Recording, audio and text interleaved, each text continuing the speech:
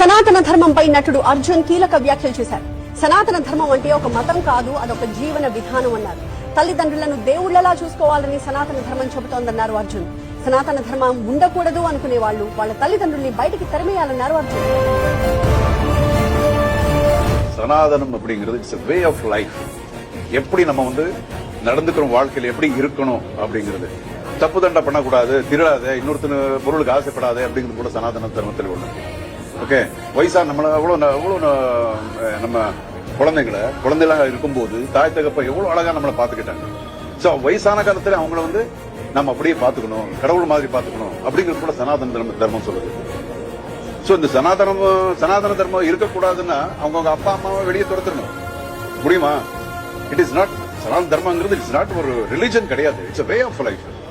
So அது எல்லாரும் புரிஞ்சுக்கிட்டா, எனக்கு தெரிஞ்ச அளவுக்கு நான் சொல்லிட்டு இருக்கேன், எல்லாரும் அது புரிஞ்சுக்கிட்டா நல்லா இருக்கும்.